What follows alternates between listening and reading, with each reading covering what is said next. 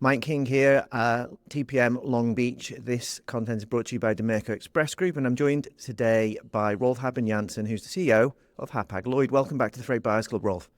Thank you. Yeah. Rolf, there's been this big deal between Hapag and Zim, either a merger or an acquisition. I don't know how you'd phrase it. What does this mean for freight buyers?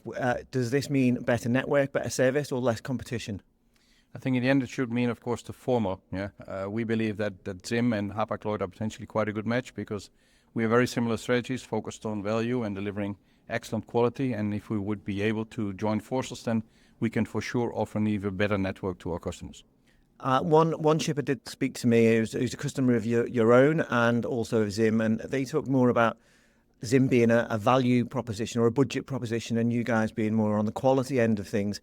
How does that work out in terms of you capturing and retaining all of that Zim cargo? I think, Zim has some real good strengths and some really good products that we will try to keep, and we'll try to combine that with what we are doing also within Gemini in terms of delivering high quality and on-time performance. And I think that combination is potentially very good. And would you expecting to do is this the last of the acquisitions from Hapag-Lloyd at the end of the pandemic windfall that you had, or are more acquisitions, maybe ports on your radar? And a second question to that, do you think this will herald more consolidation within container shipping? I don't know. I think consolidation in container shipping happened largely in the last decade. I think this is an opportunity that we believe might make sense. Whether something else is going to come in the future is always very difficult to predict. But, this is a logical step. Whether it triggers something else, I don't know. I personally don't think so. On the Gemini cooperation with Maersk, obviously we're about a year in now. Are you happy with the service, the reliability that you're providing? And we're here at the transpacific contracting season. Are people paying for a better service? I think generally we're very happy because we have been able to deliver on that schedule reliability promise of 90% basically from day one. I think there were a lot of people that were very skeptical about that, so very happy about that. Customers also recognize it, and we see that also here at TPM when we speak with customers, that all of them recognize that our service has improved dramatically. And in the end, that should also allow us to get somewhat better prices because we create value and people should be willing to pay for that. A year on and geopolitics is still dominating the international freight and trading landscape. The most recent of that is the attacks on Iran and the closure of most of the Middle East and parts of the Eastern Med. What does that mean for your operations? How many crew and ships are stuck in those areas? And how does that play out moving forward in terms of, is this the end in the foreseeable future to return into the Suez Canal? I think that's still very early days. The whole event, all the events started 48 hours ago. For now, we have several ships stuck in the Persian Gulf. That's, of course, not good. The rest of the network is not really affected. And as far as it's around the return to the Red Sea and Suez, that's anybody's guess, I guess, at this point in time. We will always remain cautious there. 60 days ago, we were quite close to starting to think about getting back to Suez. Right now, that looks again like a little bit further out. With higher war risk premiums, with higher oil costs, a lot of uncertainty, but possibly higher contract rate or spot rates.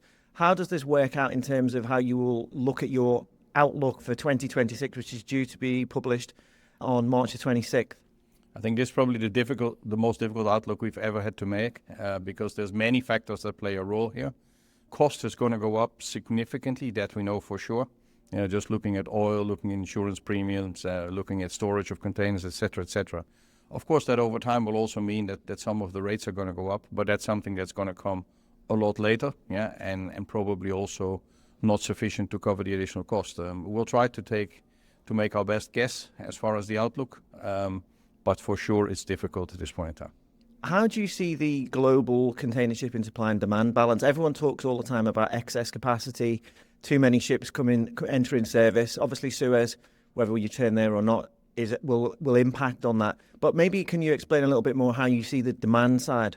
Yeah, I'm a little bit more optimistic about the demand side because also when you look the last 2 years, we saw global growth of 6.5% and close to 5%, which is a lot, also in a historical perspective. And especially when you also look at the dominant legs, which actually drive how much capacity you need, growth was even higher.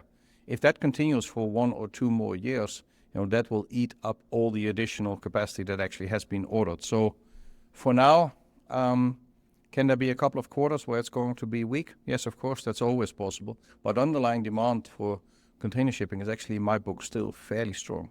So you see a bearish market as temporary, not structural? That's correct. Just a final one on the US. In the presentation we had this morning, you suggested that US inventories weren't that high or relatively low. How do you think that plays out in the next few months? Because last year we saw a big front loading with changes on tariff policy. We've had start of another year, start of another round of tariff uncertainty. How do you think that plays out on the Trans-Pacific and the transatlantic? Difficult to judge at this point in time, but I think what we see is that inventories are indeed definitely not super high. We also see that shippers have become a little bit more, a little bit calmer than they were last year when everybody was rushing from one announcement to the other. So I think we'll see a fairly normal pattern that as inventories continue to deplete, then at some point in time they'll need to restock. And then we have to see when that rebound comes. Does it come somewhere in the course of the second quarter or maybe a little bit later? But I do expect that comes in the course of 26. Rolf Habben Jansen, thanks for joining me today on the Freight Buyers Club. You're very welcome.